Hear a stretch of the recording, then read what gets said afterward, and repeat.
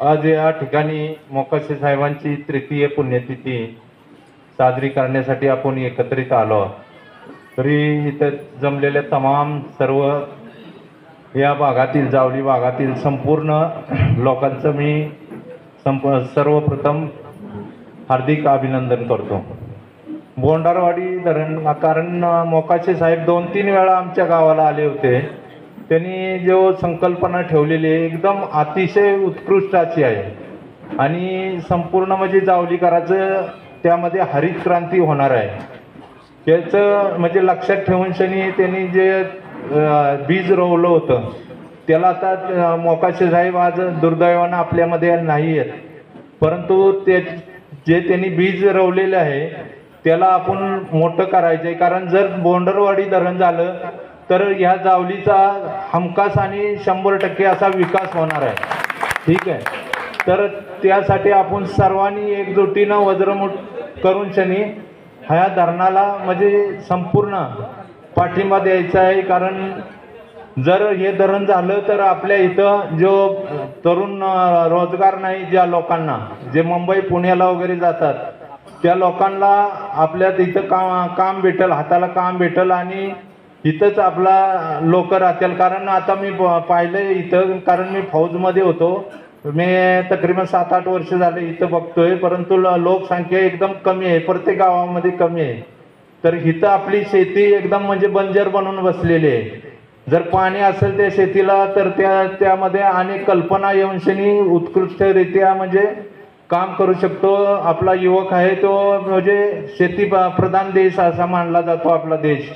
तर इथं पाणी नसल्या कारणानं लोक मुंबई पुण्याला जातात आणि तिथं रोजगार करतात. कारण आता आपण पाहतोय बाहेरची, परंतु शेती अशी आहे की ती आपली काळी आहे. जर तिला आपण पीक पाणी वगैरे भेटलं तिथं जरूर तुम्हाला सोन्यासारखा तिचा म्हणजे अनाज वगैरे भेटल, त्याचा सोन्यासारखा पैसा भेटू शकतो.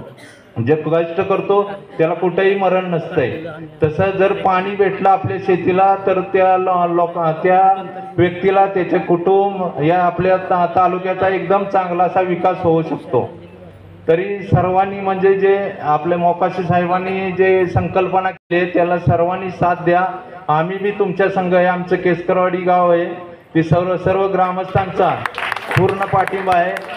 आता परवाच्या दिवशी झाले होते इथून जे आपली कृती समिती आलेली बोंडारवाडी, तर त्यांच्याबरोबर जवळजवळ BBU पर्यंत होतो मी पाहिलं. परंतु हे होणं जरुरी आहे, कारण पाण्याची एवढी तीव्र टंचाई आहे. जसं आता एक कणेर धरण आहे, कणेर धरण जसं जानेवारीपासून ते खाली जातं, ते पाक सांगलीला जातं, औंधला जातं पाणी, परंतु आपल्या लोकांना नाही.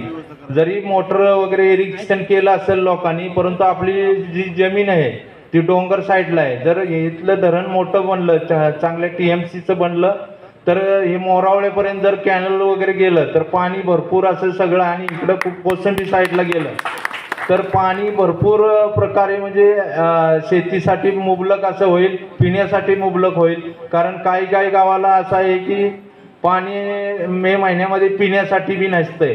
जर जमिनीमध्ये पर्क्युलेशन पाण्याचा साठा जमला तर ते कुठेही बोर मारली या विहीर खोदली तर पाणी हे उत्कृष्टरित्या लागल, शेतीला बी होईल, पिण्यासाठी बी होईल आणि लोक बी आपली सुजलम आणि सुफलम होतील.